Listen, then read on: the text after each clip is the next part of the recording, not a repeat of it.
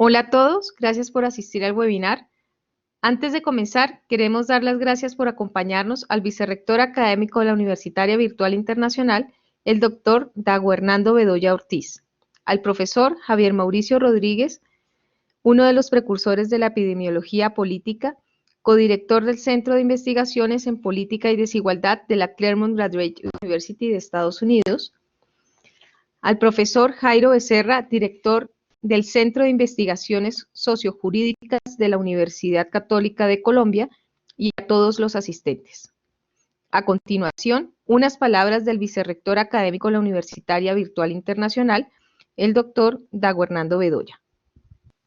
Muchas gracias, Jaycee. Bueno, muchas gracias primero que todo a la Universidad Católica de Colombia por fomentar estos espacios de discusión. Ya es el 14º Conversatorio Internacional de Derechos TIC, con un tema muy pertinente como es el COVID-19 y los datos en Dago, ¿nos la escuchas? toma de decisiones.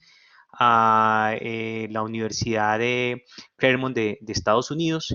Y bueno, darle la bienvenida a este evento que para nosotros es muy significativo y nos ayuda mucho a entender el tema que está sucediendo en este momento con el coronavirus.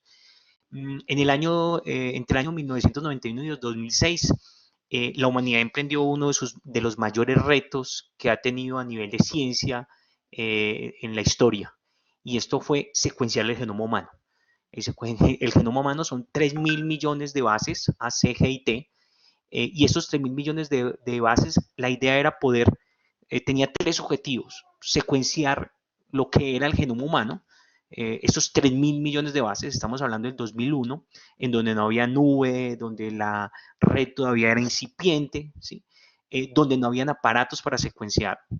La segunda era almacenar los datos, garantizar que esos datos efectivamente se pudieran almacenar, porque era para esa época muy complejo manejar esta gran cantidad de datos, 3.000 millones de letras. Pero la más importante, la más compleja, es encontrar sentido a la información. Eh, el mundo científico entonces allí empezó a conocer y a cambiar conceptos, como el concepto de datos. Ahora el concepto de datos es más el concepto de información, y hemos empezado entonces a manejar conceptos como el concepto de Big Data, grandes volúmenes de datos, y entonces comenzamos con algo nuevo para el mundo. Y ahora nos llega esta situación, nos llega una emergencia por un virus que no conocemos, y la primera acción es secuenciarlo y tratar de entender qué es. Imagínense lo complejo que puede ser analizar el virus del COVID-19, que apareció solamente en diciembre y que apenas estamos empezando a secuenciarlo y a conocerlo y a entender cómo funciona. Este reto entonces es un reto que nos depara muchos frentes, desde el punto de vista jurídico, desde el punto de vista tecnológico, desde el punto de vista médico, pero yo creo que el reto más importante de esta emergencia es el reto humano. Esta emergencia nos ha llevado entonces a que comprendamos al otro, a que reconozcamos los demás, a que seamos sensibles con el dolor de muchas personas que en estos momentos la están pasando muy mal, eh, y que de alguna forma reconozcamos esa humanidad, una espiritualidad también. Muchas personas se han volcado a la espiritualidad nuevamente, y hace que reflexionemos mucho sobre nuestro sentido ecológico, sobre nuestro sentido de consumo, sobre nuestro sentido de personas. Este tema va a ser transversal a la presentación que se va a hacer ahora. A continuación, el profesor Jairo Becerra, director del Centro de Investigaciones Sociojurídicas CISJUC de la Universidad Católica de Colombia, líder del Grupo de Investigación en Derecho Público y TIC. Bien, muchas gracias.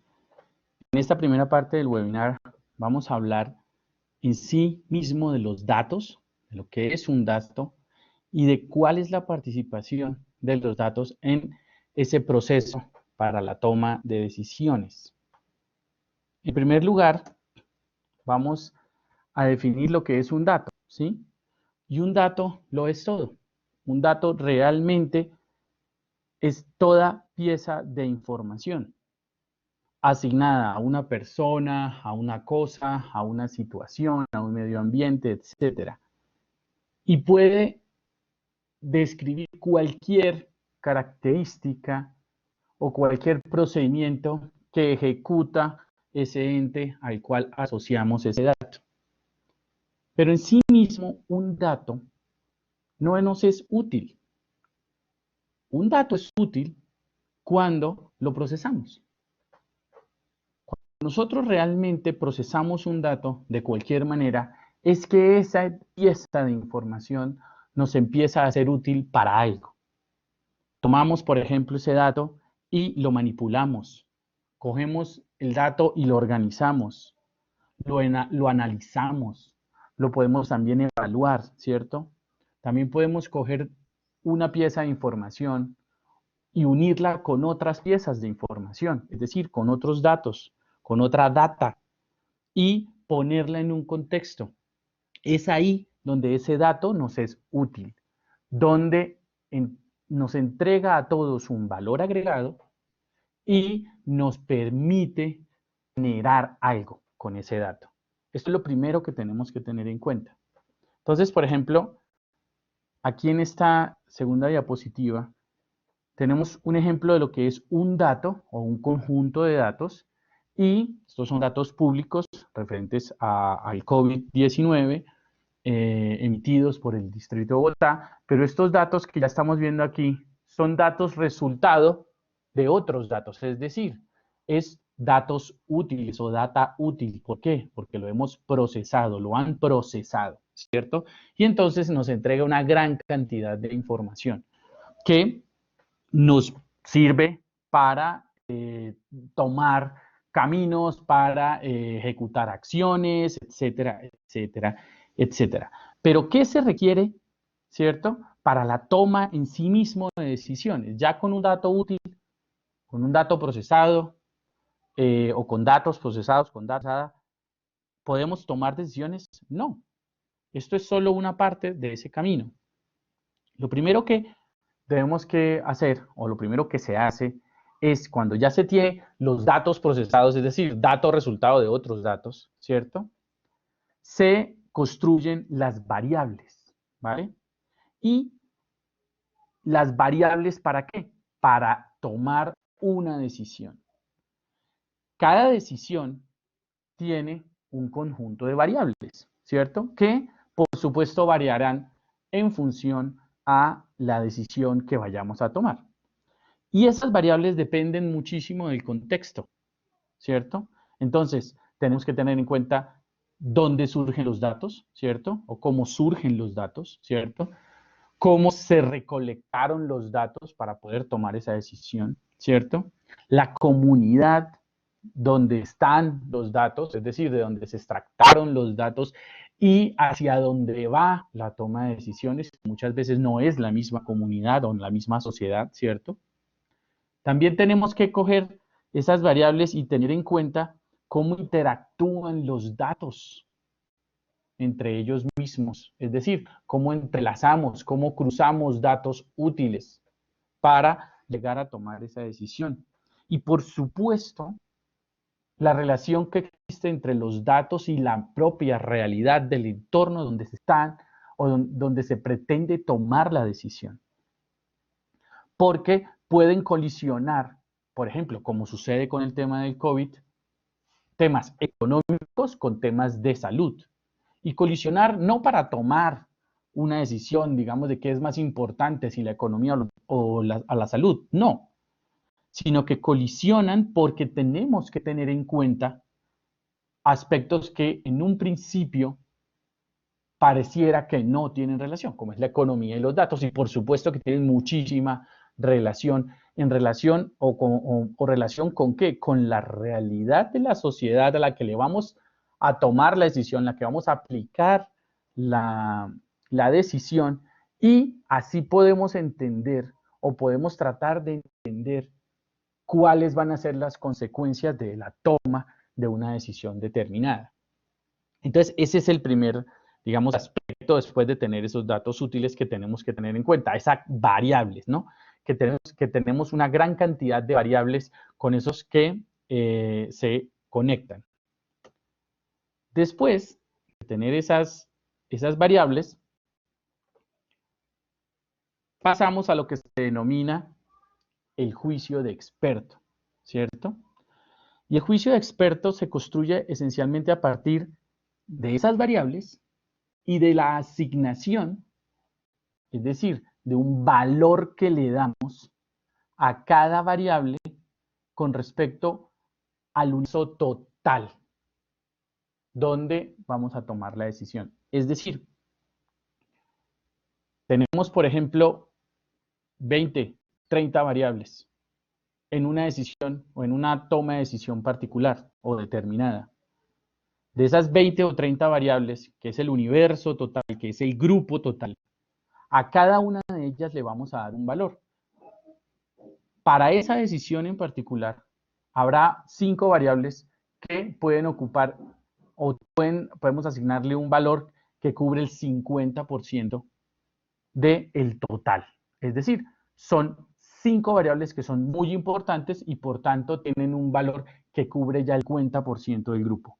Mientras que las otras 15 o 25, ¿sí?, tan solo o se reparten en ese valor el otro 50%. Es muy importante esto, ¿por qué? Porque cuando el mismo grupo de variables los tenemos en otra toma de decisiones, se puede invertir la situación, porque para esa otra decisión es más importante otro grupo de variables y por lo tanto adquieren mayor valor. Esa es la importancia cuando vamos a construir lo que se denomina como el juicio de experto. A partir del juicio de experto es que se crean las reglas de decisión, ¿cierto? Y entonces es cuando establecemos ya con toda la unión de datos que se procesan para que sean útiles, variables que se construyen a partir de los datos y con los datos, y la asignación de un valor a cada una de las variables, que tenemos un juicio de experto y por tanto podemos crear unas reglas que nos permiten tomar la decisión. Solo por poner un ejemplo, en este momento con el tema del COVID, tenemos cómo el gobierno nacional y más concretamente el distrito, la ciudad de Bogotá, ya ha tomado unas reglas o tiene unas reglas para el desconfinamiento de la población, ¿cierto? Y, por ejemplo, dos reglas, muy claras. El transporte masivo no puede superar el 35% de su ocupación.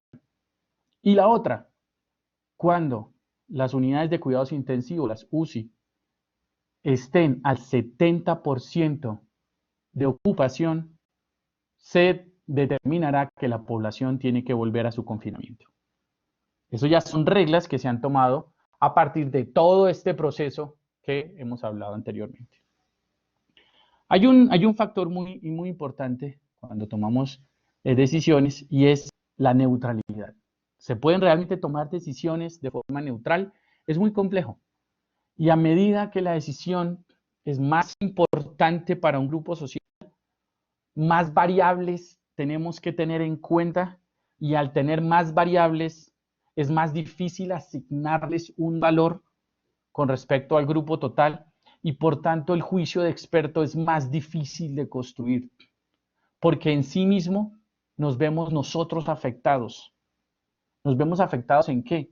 En poder tomar una decisión neutral por esa gran cantidad de variables, esa gran cantidad de datos y la situación sobre todo de asignarles el valor correcto a esas variables dentro, o la importancia, llamémoslo de otra manera, dentro de la toma de decisión que se va a llevar a cabo. Entonces es muy difícil, pero sí por lo menos podemos hablar de que se reduce y se logra se reduce la parcialidad y se aumenta el nivel de neutralidad cuando realizamos un proceso como el que acabamos de hablar, de manera ordenada y teniendo todos los aspectos en cuenta. Y entonces ahora nos preguntamos, bueno, pero este proceso, ¿dónde se realiza? ¿En qué contexto se realiza? Esto lo realizamos nosotros, una de las principales máquinas de Big Data, que es el ser humano, de manera constante. Nosotros, los entes biológicos, lo hacemos constantemente. Cada vez que nosotros vamos a tomar una decisión, realizamos este proceso, solo que lo realizamos la gran mayoría de veces de manera inconsciente. Uno de los retos que exista en la realidad es pasar precisamente este proceso natural a un sistema artificial. Aquí tenemos un ejemplo, el software Datalaw. Lo hemos venido, este software se desarrolló entre el año 2018 y 2019, Datalaw versión 1, con respecto a datos datos abiertos del Estado colombiano, donde se realizó todo el proceso que acabamos de mencionar y a través de técnicas de Big Data le asignamos la capacidad al software de tomar cierto tipo de información, de datos, cruzarlo con las variables que nosotros le asignamos. Nosotros también le asignamos el valor a estas variables y posteriormente el software toma decisiones con respecto, como les comento, a los datos. Esto es importante porque en la toma de decisiones tan importantes, por ejemplo, en temas de salud a nivel global, precisamente los gobernantes han expresado su preocupación, el estrés que les produce tomar decisiones de tanta envergadura y tratan de compartirlas. Entonces, estos mecanismos artificiales ayudan o pretenden ayudar a tomar no la decisión completa, pero sí elementos o decisiones parciales dentro de la decisión global. La idea de este software es que ayude, ¿cierto?, a los decision makers, a los que toman las decisiones, a tener elementos claves para poder tomar la decisión de la forma más neutral y buscando, por supuesto, el mayor beneficio para la sociedad. Un ejemplo de aplicación lo estamos haciendo o viviendo en este momento puede ser, por ejemplo, para decisiones con respecto a los océanos o con tráfico en los océanos. Estamos desarrollando con la Dirección Nacional Marítima una segunda etapa de este tipo de software donde pretendemos ayudar a la dirección, a la DIMAR, a la Dirección Nacional Marítima, a tomar algunas decisiones con respecto a la administración de los océanos de Colombia. Y toda esta presentación viene relacionada con el COVID porque precisamente se está haciendo o se está entendiendo que este tipo de software pueden ayudar a situaciones de emergencia como las que estamos viviendo actualmente con el COVID-19 y pretendemos que se conviertan en un futuro cercano en una herramienta útil y que ayude a las autoridades en la toma de decisiones. Bien, a continuación, pues pasaremos ya a ver en concreto el tema de los datos relativos al COVID. Muchísimas gracias. A continuación, el profesor Javier Rodríguez, codirector del Centro de Investigaciones en Política y Desigualdad de la Claremont Graduate University de Estados Unidos y uno de los precursores de la epidemiología política. Muchísimas gracias por la invitación. De verdad que para mí es un gusto estar aquí con ustedes y pues poder compartir también parte de las lecturas, de las investigaciones, de los datos que han estado saliendo últimamente aquí en los Estados Unidos y en el mundo entero, de los cuales pues también Colombia y el equipo de investigadores que están asesorando a la presidencia y a muchas alcaldías y gobernaciones en Colombia también hacen parte. El título de la charla de hoy es el COVID-19 y los datos, y desde luego cuál es la siguiente toma de decisiones, qué se están haciendo con esos datos. Les voy a ofrecer brevemente un mapa de la charla. La idea principal es poder clarificar bastante de los conceptos. ¿A qué se debe esto? Se debe a que en los medios de comunicación y también desde luego los líderes políticos hay un cruce de información que muchas veces no es clara para la población. Es más, en realidad ni siquiera es clara para los mismos especialistas ni para ellos mismos, los políticos y los líderes que están echando o tratando de echar para adelante con los retos que se están planteando día a día. Después voy a hablarles un poco acerca de los datos y la información. Un resumen concreto de cuáles son los datos y qué tipo de información debe uno extraer de esos datos.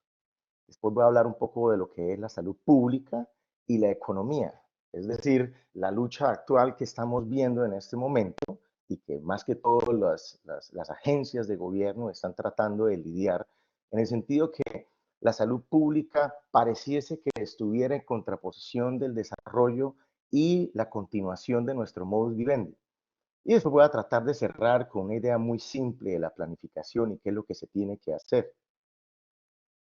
Empecemos pues. Hablando de la clarificación de los conceptos, eh, pues como un especialista, ustedes ya se imaginarán, a uno lo llaman las personas, lo llaman las universidades, los centros, los institutos, y piden el concepto de especialistas como uno.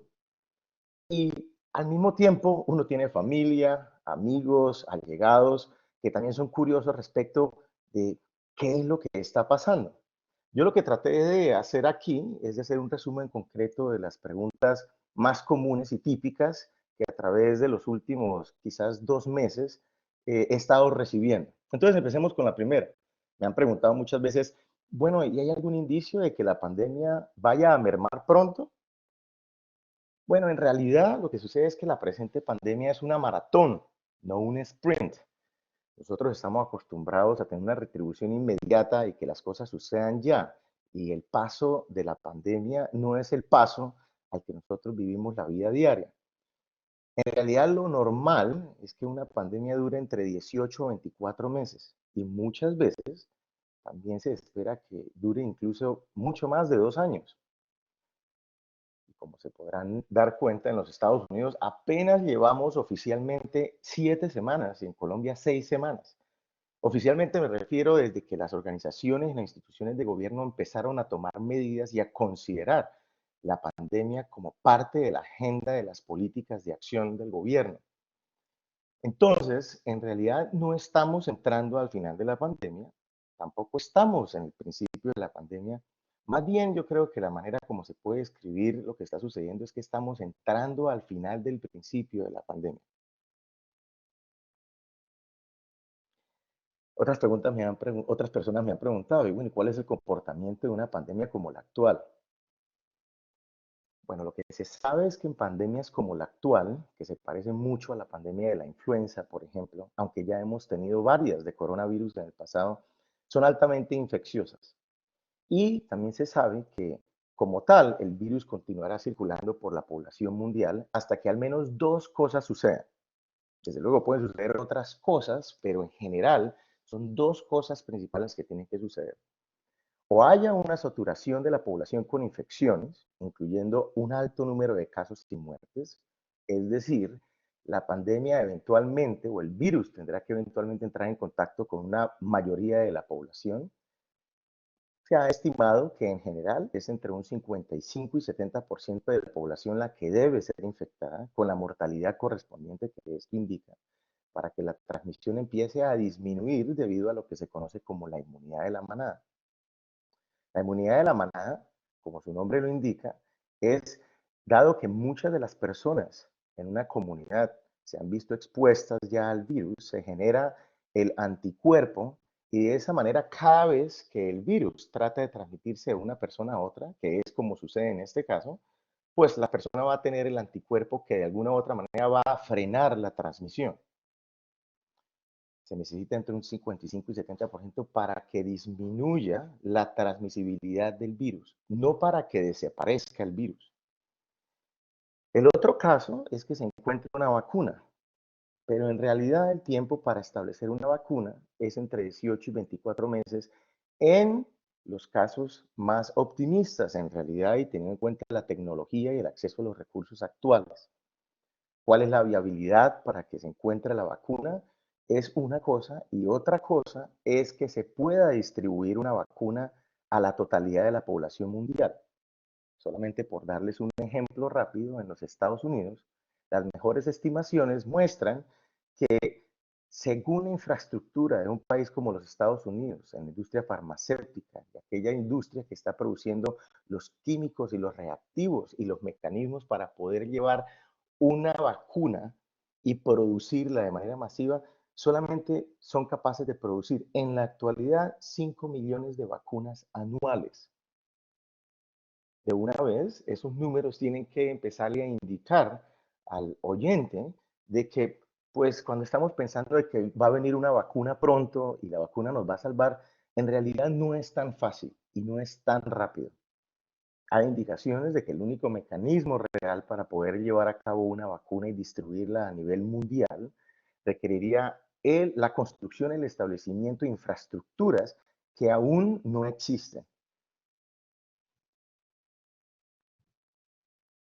Siguiente pregunta. ¿Existen condiciones ambientales como las estaciones y el calor, que los medios de comunicación han estado distribuyendo este tipo de información por todos lados, que limiten la transmisibilidad del coronavirus? Bueno, en realidad no. Por ejemplo, de las 10 pandemias de influenza que han ocurrido en los últimos 250 años, 2 empezaron en invierno, 3 en primavera, 2 en verano y 3 en otoño. Déjenme mostrarles como un ejemplo el comportamiento de transmisibilidad del MERS-CoV, que es el síndrome respiratorio de Oriente Medio, y como se dan cuenta, dice CoV porque también es un coronavirus. Este síndrome se localizó en prácticamente 8 países, en otros países también, pero en general en 8 países del Medio Oriente. Y lo pudieron contener de una manera localizada en la región, de tal forma que la transmisibilidad ocurrió en un centro localizado del planeta. Como se pueden dar cuenta, empezó desde el 2012 y tenemos aquí datos, por ejemplo, hasta el 2018. Como se dan cuenta, en el eje X está la semana del año y como ustedes se pueden dar cuenta, los picos o las puntuaciones de transmisibilidad en el número de casos ocurrieron al principio del año, después casi a mitad de año y después en otoño los picos más grandes, pero en general la transmisibilidad ha ocurrido durante todo el año. De hecho, cuando miramos cuál es la temperatura solamente en Arabia Saudita, aquí se pueden dar cuenta que hay pues, la temperatura durante el día y la temperatura durante la noche. Y ustedes vean que a lo largo de las semanas la temperatura ha ido variando, pero las puntuaciones de transmisibilidad han ocurrido tanto en las temperaturas más bajas como en las temperaturas más altas de Arabia Saudita. Por lo tanto, uno no debe esperar, no existe evidencia alguna, ni en las últimas pandemias ni en las más recientes, de que cuando llegue el verano, por ejemplo, pueda eventualmente disminuir la transmisibilidad del virus. Se sabe, sin embargo, que una vez un virus empieza a distribuirse en la población, tiene una duración aproximada de 6 meses, su primer ciclo, antes de retomar la segunda ola. ¿Será que va a haber una segunda ola? En realidad no lo sabemos, pero sí sabemos que han habido otras olas, segunda, tercera y muchas otras olas en las pandemias anteriores que hemos sufrido. Me preguntan entonces, ¿el virus actual va a eventualmente desaparecer? No, en realidad el virus sí atenuará eventualmente su nivel de contagio, pero el virus se quedará con nosotros. Otra vez, quiero utilizar, esta es una gráfica de la Organización Mundial de la Salud en la que le han hecho seguimiento en los 8 países principales a los brotes del MERS-CoV. Como se dan cuenta, todo empezó en el 2012, empezaron a hacer el seguimiento en la Organización Mundial de la Salud desde el 2012, pero como se dan cuenta, el virus no es que haya desaparecido. Un virus llega y a pesar de que hay inmunidad de la manada, el virus viene para quedarse. Esto es importantísimo porque este tipo de información no solamente tiene que cabernos a todos en la cabeza como comunidad, sino también como personas y a los gobiernos y a las instituciones para la toma de decisiones.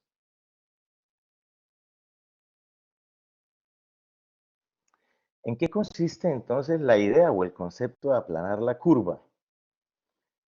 En realidad, la idea solamente consiste o intenta transmitir la idea de que tenemos que demorar o retrasar la velocidad de contagio.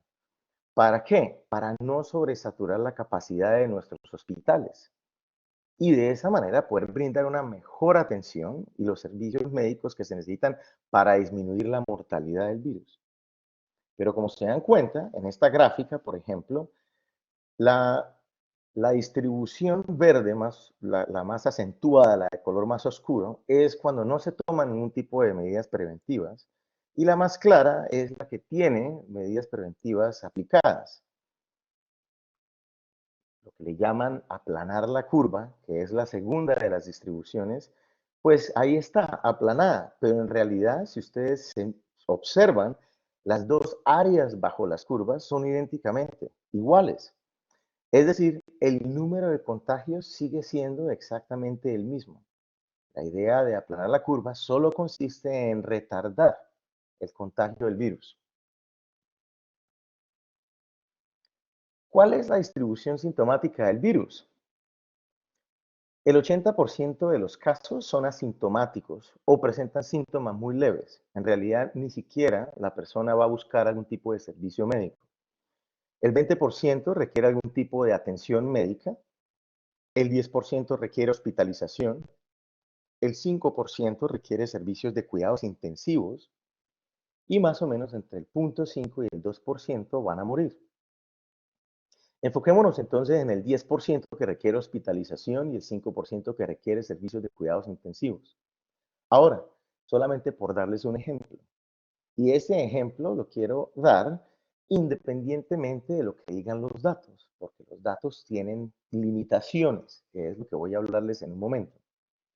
Entonces, para darles un ejemplo, independientemente de lo que nos muestran los datos, el número de casos y las curvas y cuántas muertes y cuántos recuperados hay, por ejemplo, en Colombia, durante los próximos 24 meses, se espera de manera conservadora que el 50% de la población va a adquirir el virus. Esto está basado en información, otra vez, de las pandemias anteriores. Recuerden también que esta pandemia, este coronavirus, es un coronavirus que es nuevo. Entonces, esto no es más que una aproximación según lo que sabemos de las pandemias anteriores, similares a la pandemia que estamos viendo en la actualidad. Entonces, se espera que más o menos 25 millones de personas van a adquirir el virus en Colombia. Más o menos 5 millones requerirán atención médica en 24 meses. 2,5 millones tendrán que ser hospitalizados y 1,2 millones requerirán cuidados intensivos, de los cuales aproximadamente 125,000 muertes, si somos conservadores y le asignamos solamente un 0,5% de fatalidad, es lo que va a suceder. Entonces, la pregunta enorme es, ¿cómo vamos nosotros para suministrar atención médica en Colombia, por ejemplo, a 5 millones de personas? ¿Cómo vamos a hospitalizar 2,5 millones de personas? ¿Y cómo vamos a meter 1,2 millones de personas en áreas de cuidados intensivos en un periodo de tan solo 24 meses? Entonces, como les dije, apenas estamos entrando al final del principio de la pandemia. Las pruebas, las famosísimas pruebas. Entonces, ¿cuándo vamos a por fin poder establecer un sistema de pruebas masivas para la toma efectiva de decisiones? Bueno, desafortunadamente no vemos que esto vaya a suceder pronto, ni en Estados Unidos ni en Colombia, y en realidad en ninguna parte del mundo. ¿Por qué? Porque las pruebas requieren una mano de obra intensiva y especializada. ¿Qué quiero decir yo con eso? Que cuando se llevan a cabo una prueba, detrás de esa prueba hay personas. En realidad no son pruebas que se llevan a cabo de manera automatizada. Hay personas trabajando en los laboratorios y en realidad son muchas las personas que se necesitan. Y es una mano de obra especializada. ¿Qué quiere decir? Que nosotros no podemos educar y entrenar a estas personas de súbito o rápidamente en cuestión de meses. Además, los químicos reactivos necesarios para las pruebas están en altísima demanda en el mundo entero. ¿Qué ha sucedido entonces? Que solamente aquellos países con la capacidad farmacéutica y de infraestructura y que tienen el capital humano para producir esos reactivos, están pudiendo llevar a cabo y producir o empezar, así sea, a planificar la producción de estos químicos reactivos. Ahora, hay un problema gravísimo, que la tajada del león es producida en China y la segunda parte del león es producida en la India, pero más que todo en China. ¿A qué se debe esto? A que las multinacionales norteamericanas, que tienen más o menos una grandísima influencia, con algunas alemanas y suizas desde luego, en la producción de estos reactivos.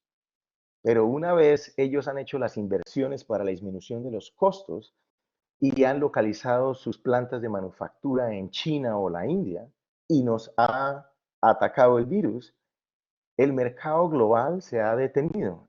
Los países más desarrollados que cuentan con la infraestructura farmacéutica para producir estos químicos reactivos son los que han podido empezar muy poco a poco, paulatinamente, y darle un giro total a sus líneas de producción y a los procesos de manufactura en las farmacéuticas para entonces producir estos químicos reactivos.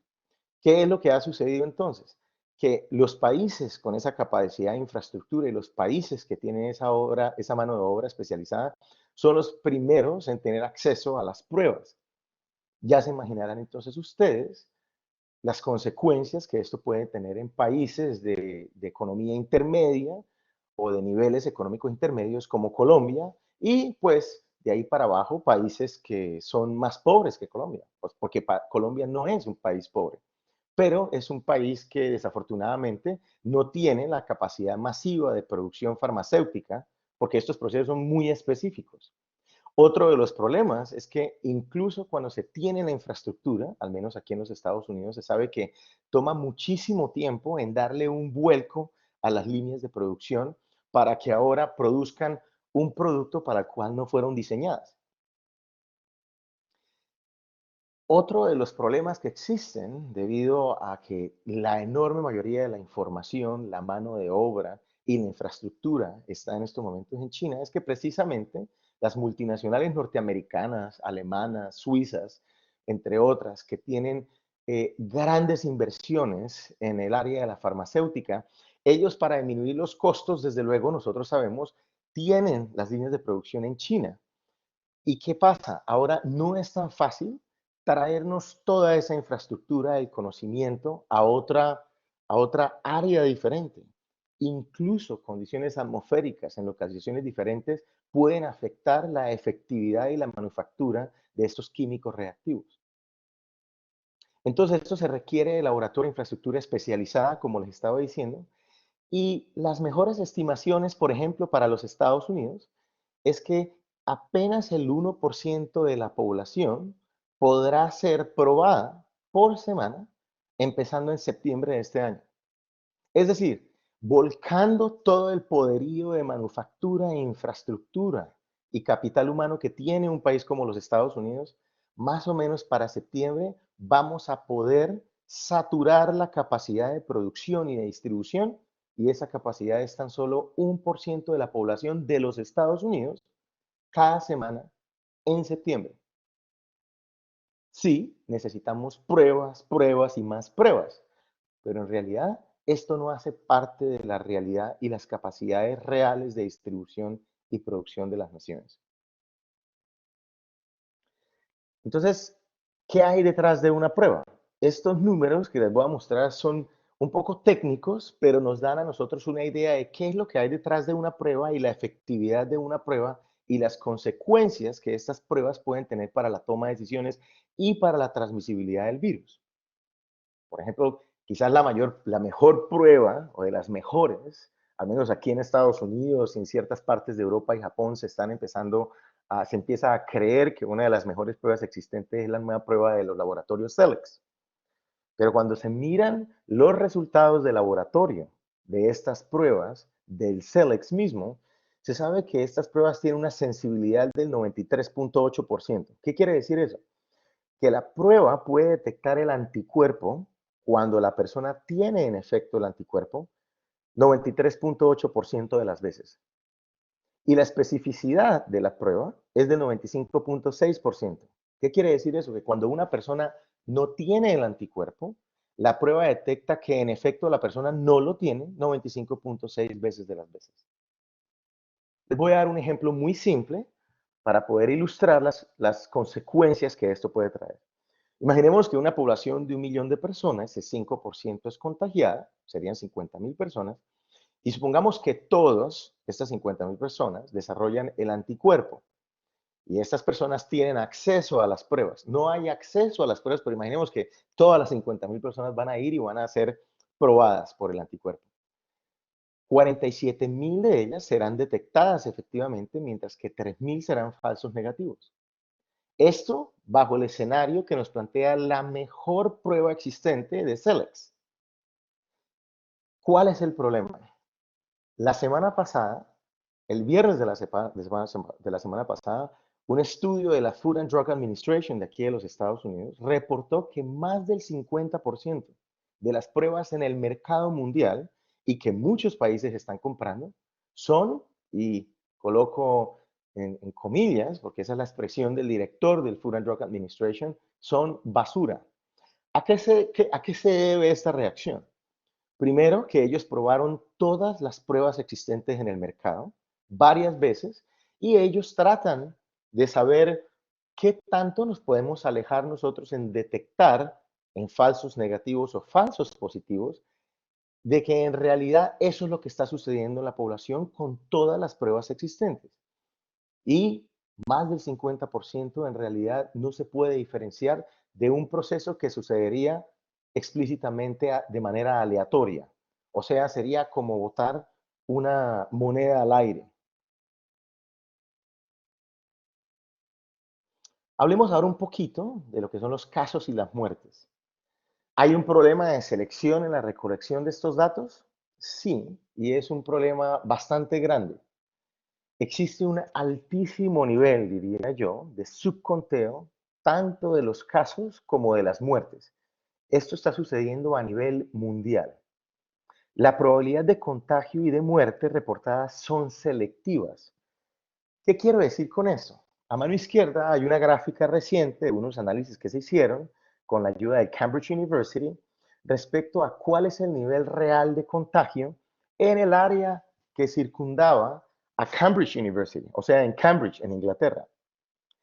Y como la muestra, como la gráfica nos está mostrando a través del tiempo, la barra nos indica el número de muertes reales y la línea roja nos está indicando cuántas de verdad se estaban llevando a cabo. Hasta el día 30, en ese caso, en el caso de la gráfica, la línea roja siempre está por debajo del nivel de la barra. ¿Qué quiere decir eso? Que en realidad, por ejemplo, el día 29 de marzo, se estaban reportando 159 muertes, cuando en realidad habían 463 muertes. Eso quiere decir que el nivel de reporte en una ciudad pequeña como Cambridge, que tiene excelentes servicios de salud pública como Cambridge, había más o menos un nivel de reporte del 33%. Ahora, ¿qué es lo que sucede? En los días 31, 1 de abril, 2 en la gráfica, se voltean las líneas. ¿Por qué? Porque si hay un subconteo de los casos o de las muertes, en este caso, por ejemplo, de casos, o de casos y de muertes, lo que sucede es que las proyecciones van a estar totalmente desfasadas. No vamos a poder hacer un conteo real de las muertes cuando ni siquiera se ha atribuido un caso. Y ese es uno de los problemas reales y graves alrededor del mundo. Muchísimas personas están quedando por fuera de esos conteos. Voy a darles un ejemplo de lo que es este subconteo y al mismo tiempo voy a colocar de manifiesto uno de los problemas graves que hay respecto a la selectividad de quién figura como caso y quién figura como una muerte. Entonces, cuando decimos que las pruebas son selectivas, la pregunta es selectiva respecto a qué. Bueno, primero, desde luego, a la falta de pruebas, porque si no hay pruebas suficientes, pues no sabemos quién tiene ni para dónde va el virus. Y si una persona muere y no tenía una prueba, esa persona muere por complicaciones y comorbilidades, es decir, presentan cuadros hospitalarios donde la persona tiene más de una condición. Entonces, por ejemplo, en Nueva York recientemente hicieron el conteo en 5 o 6 hospitales principales de la ciudad de Nueva York respecto a las muertes que, irrespectivamente cuál haya sido la causa de la muerte, fueron y les hicieron pruebas a las muertes reportadas en esos hospitales. Y nada más, analizándolo de 5 de esos hospitales centrales en Nueva York, se detectaron que más de 4.000 de las muertes detectadas que no habían sido asignadas al coronavirus, habían sido en realidad causadas por el coronavirus.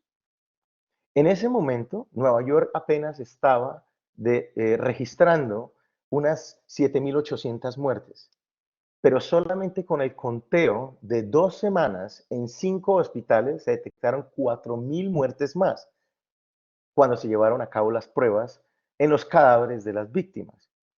Por ejemplo, entonces, en una ciudad como Nueva York, con la infraestructura de Nueva York, se estaban detectando subconteos por encima del 50%.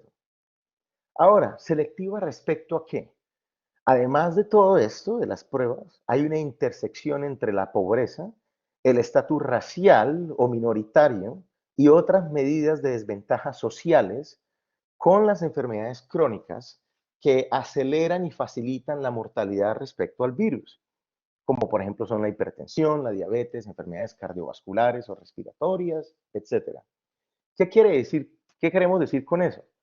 Que desde luego las personas que tienen un estatus socioeconómico bajo son personas que por lo general son víctimas de un estatus de salud mucho más pobre de esa misma manera. De hecho, hay una enorme diferencia en la esperanza de vida entre una persona pobre y una persona que no es pobre. Para darles una idea, las diferencias de la esperanza de vida nada más en los Estados Unidos pueden ser más de 20 años dentro de los Estados Unidos. Imagínense ahora ustedes con diferencias que dentro de un país, los Estados Unidos, son más grandes que las diferencias en esperanza de vida entre los países desarrollados y subdesarrollados.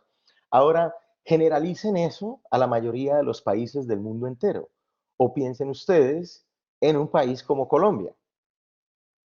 En la medida que los estatus minoritarios, ya sea el estatus de, por ejemplo, ser una persona inmigrante, ser una persona que es una persona de orientación sexual que no es generalmente aceptada por la sociedad, una persona que puede ser un estatus racial o indígena en cualquier parte del mundo o que sea pobre, tiene una caracterización o un perfil de salud muy diferente que facilita el desarrollo y la mortalidad debido al virus. Entonces les voy a dar dos ejemplos. Por ejemplo, aquí en los Estados Unidos, las personas de raza negra en Luisiana, se están detectando que el 70% de las muertes en Luisiana son personas de raza negra, a pesar de que solamente son el 30% de la población. O en Michigan, el 40% de las muertes son personas de raza negra, cuando en realidad son solamente el 13% de la población. Hispanos como nosotros, la mayoría de los que estamos atendiendo a este webinar, en Nueva York el 40% de las hospitalizaciones son hispanos cuando ellos son el 27% de la población. Y en San Francisco el 78%, mientras que en realidad ellos son solo el 32% de la población.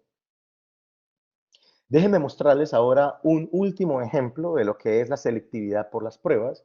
Y la gráfica nos está mostrando un caso simple, cuando Francia decidió llevar a cabo una campaña de pruebas a lo largo y ancho del país. Ese salto que estaba, por ejemplo, de un día para otro, uno diría, ¿qué pasó ahí? En realidad, ellos decidieron hacer una prueba masiva con aproximadamente 100.000 pruebas, y de las 100.000 pruebas, cuando salieron los resultados, de un momento a otro saltó de unos 98.000 casos a casi 125.000 casos, solamente porque llevaron a cabo una prueba adicional por el coronavirus. Entonces, ¿qué sucede? El subconteo, si existiesen las pruebas, los datos nos estarían mostrando cifras totalmente diferentes. Los modelos. Hay mucha confusión respecto a los modelos. Hay modelos a lo largo del mundo, en muchos centros de investigación, institutos de investigación, generalmente basados o en instituciones del gobierno, pero la enorme mayoría en instituciones universitarias. ¿Para qué sirven estos modelos de proyección y qué hay de cierto en ellos? George Box dijo, todos los modelos son erróneos, pero algunos son útiles.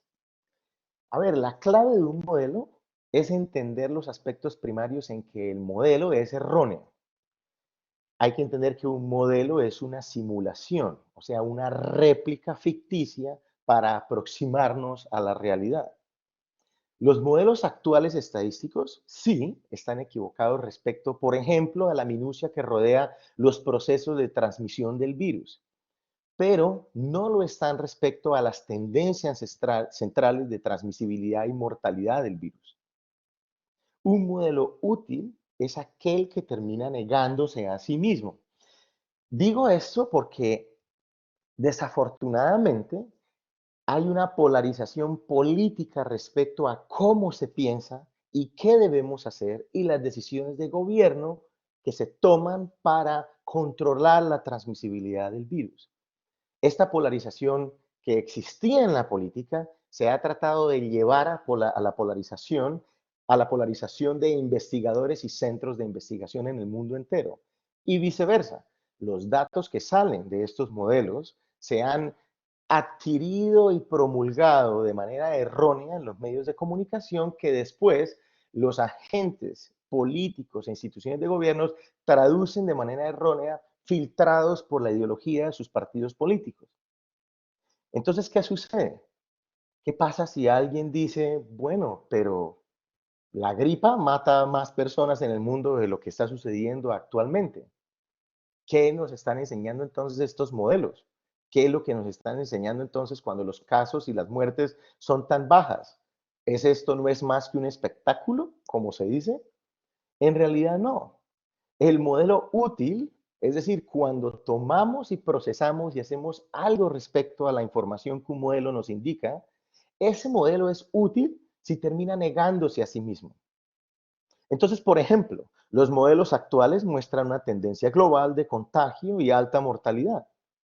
Pero si atendemos a ese modelo y actuamos, en 2 años estaremos diciendo que la pandemia fue leve y la mortalidad fue baja.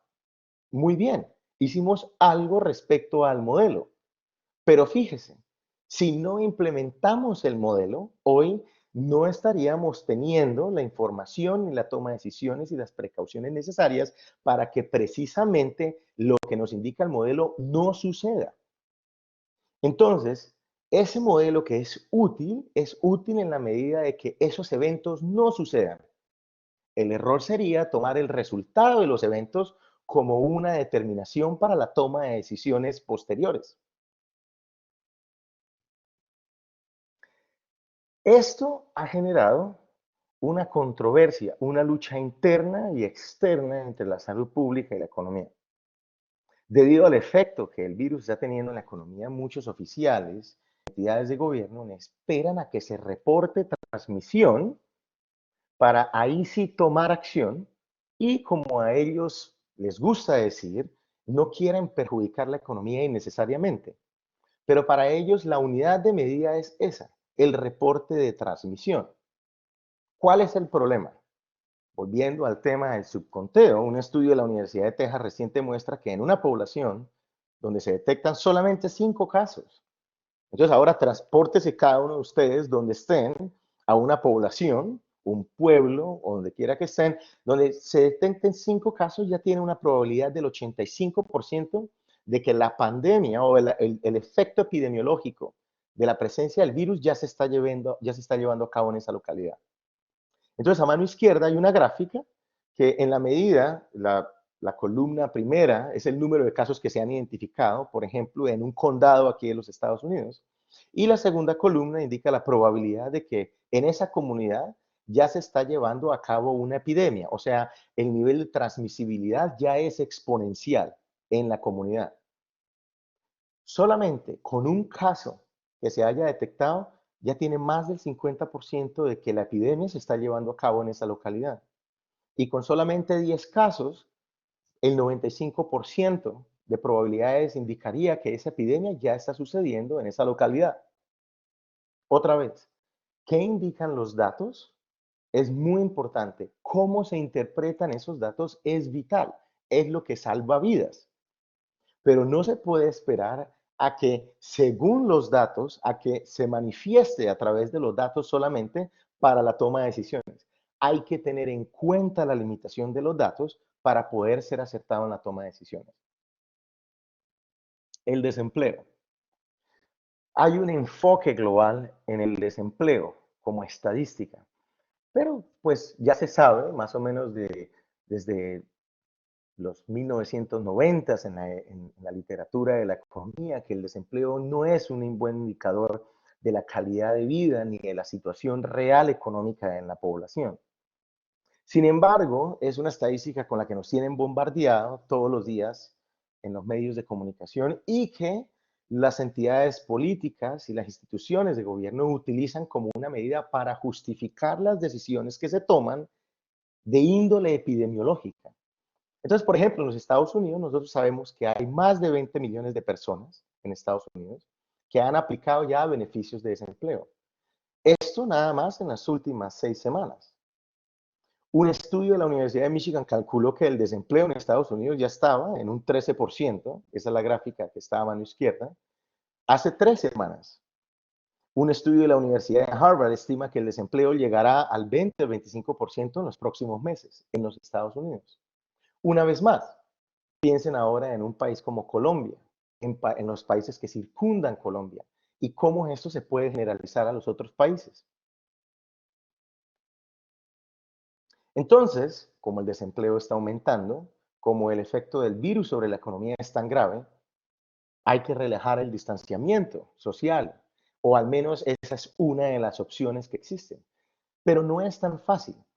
Datos de varios países y territorios del mundo, tanto en el pasado como en la actualidad, indican que relajar el distanciamiento social genera nuevos brotes y que con ellos vienen nuevas olas de contagio. Solamente por darles un ejemplo, esto es en 1918, un caso muy interesante fue lo que sucedió en la ciudad de Denver, en Colorado, en los Estados Unidos, durante la pandemia de la influenza de 1918, que mató millones de personas en los Estados Unidos. Denver, guiados por lo que sucedía en la Universidad de Colorado, implementaron ciertas intervenciones para evitar la propagación de la influenza ahí en Denver. En la fecha de noviembre 11, dado que, si se dan cuenta, van aumentando el número de casos, después se aplana la curva supuestamente y empieza la disminución de los casos. En noviembre 11 separaron las intervenciones y después viene una segunda ola más grande que la primera.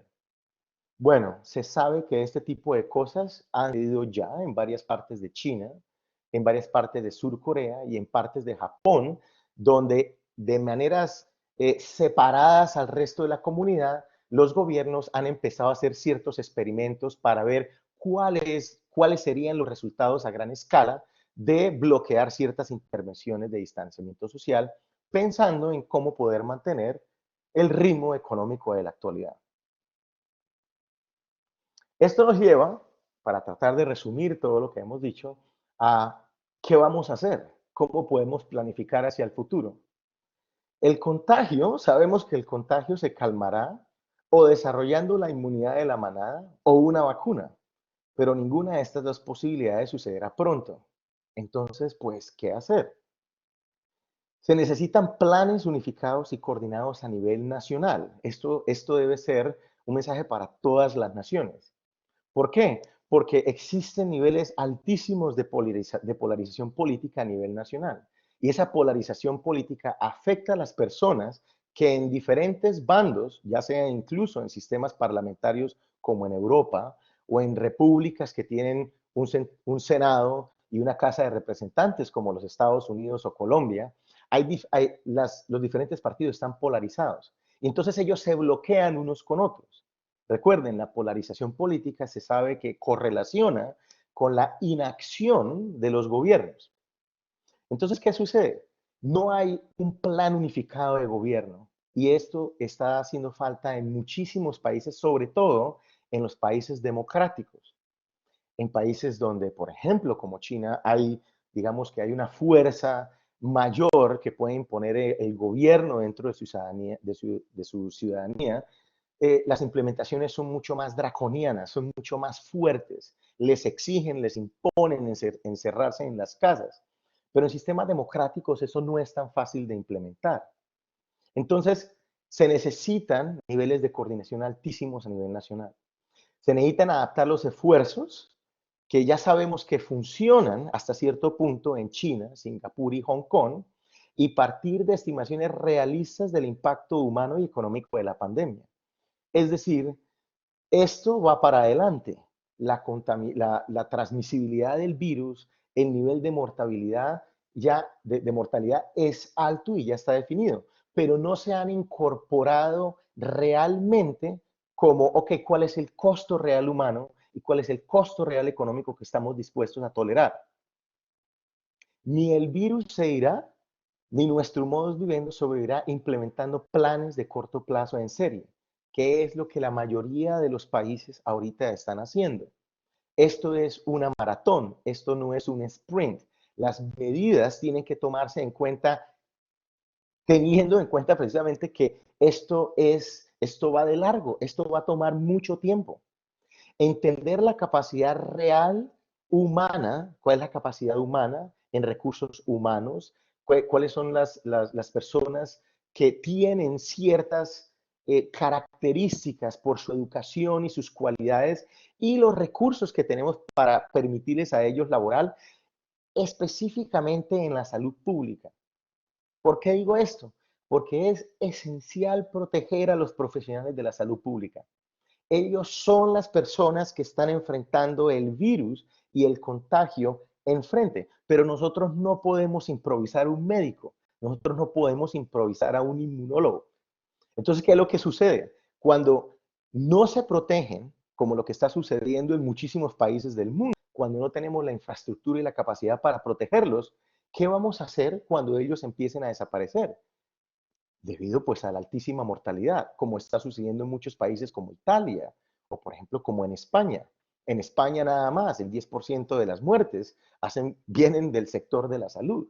Eso es gravísimo. ¿Cómo vamos a reemplazar a esos médicos? En la medida que se merme la población que llevan a cabo trabajos de índole esencial para la subsistencia de la nación, se debilita la capacidad de reaccionar y pelear contra el virus. Se necesita determinar el efecto de cada uno de los planes de acción. Entonces, se han aislado, por ejemplo, se detienen las escuelas, se detienen las universidades, nadie puede salir, hay veces solamente ciertas personas pueden salir más que otras, etcétera, etcétera. Todas esas acciones se están llevando a cabo en diferentes niveles a través del mundo, con diferentes consecuencias, pero nosotros no sabemos todavía cuáles son las que realmente están funcionando, cuáles son verdaderamente efectivas. Les voy a dar un ejemplo muy concreto y las diferentes consideraciones que hay que tener. Por ejemplo, Hong Kong cerró sus escuelas. Singapur no cerró sus escuelas. Y sin embargo, ambos territorios fueron igualmente exitosos en controlar el virus, por ahora. Pero ¿qué se sabe? Por ejemplo, cerrar escuelas limita la transmisión del virus porque los niños, que son como una marmita de exposición para los virus, y todas las personas que tienen niños saben que cada vez que los niños vuelven a la escuela, ellos regresen con las gripas y nos las prenden a todos en la casa. O sea, eso lo sabemos todos. Bueno, lo mismo puede suceder acá. Solamente que en la medida que existan los perfiles de las familias que sean multigeneracionales, donde los nietos viven con los abuelos, etcétera, etcétera, y los abuelos son más propensos a adquirir el virus, pues si los niños van a la escuela y adquieren el virus, nos traen el virus a la casa y por eso se dice hay que cerrar las escuelas. Esa es la idea detrás de eso. Pero al mismo tiempo, al cerrar una escuela, la efectividad del personal esencial, como los médicos y las enfermeras, los policías, los trabajadores de los servicios públicos, como la energía, el agua, el manejo de las basuras, el mantenimiento de la infraestructura, como las carreteras, el alcantarillado, todo el sistema eléctrico de las ciudades y la producción y distribución de los alimentos, todo eso depende de personas que si tienen el niño en la casa y no tienen con quién dejarlo, ¿cómo van a ir a ellos a trabajar?